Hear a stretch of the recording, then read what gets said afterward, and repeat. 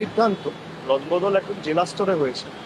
পরবর্তীকালে এগুলো ব্লক স্তর থেকে শুরু করে টাউন স্তরে আমরা পর্যালোচনা করে দলের মধ্যে আলোচনা করে সবার সাথে কথা বলে জেলা স্তর থেকে শুরু করে ব্লক স্তর সবার সাজেশন নিয়ে এগুলো পরবর্তীকালে আমরা করব।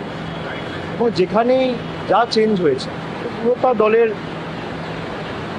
আমাদের নেত্রীর অনুমোদনে এটা করা হয়েছে। আপনারা সকলে জানেন, এটা প্রকাশিত হয়েছে গত পরশুদিন। এবং কোথায় কি থাকবে কি না থাকবে পারফরমেন্সের বেসিসে বিগত দিনে কিভাবে তারা কাজ করেছে, অনেক জায়গায় অনেকে এমপি হয়ে গেছে, তাদেরকে জেলা স্তর থেকে সরিয়ে এসে রাজ্যে নিয়ে আসা হয়েছে। তারা রাজ্য স্তরে কেউ সাধারণ সম্পাদক হয়েছেন, কেউ সহসভাপতি হয়েছেন, কেউ সম্পাদক হয়েছেন। যারা এতদিন জেলা স্তরে কাজ করেছিলেন তারা রাজ্য স্তরে কাজ করবে। সুতরাং সবার রোল অনেক জায়গায় চেঞ্জ হয়েছে। অনেককে জেলা স্তরে নতুনভাবে সুযোগ করে দেওয়া হয়েছে।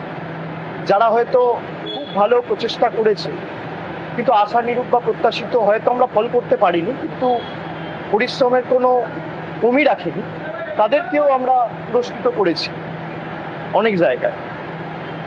দল যারাই পরিশ্রম করেছে, যারা দলের জন্য প্রাণপাত করে নির্বাচন থেকে শুরু করে সারা বছর মানুষের কাছে সরকারের ইতিবাচক জনসেবামূলক কাজ কর্মসূচি নিয়ে মানুষের দুয়ারে পৌঁছেছে, তাদের সকলকে যথাযথভাবে দল পুরস্কৃত করার চেষ্টা করেছে।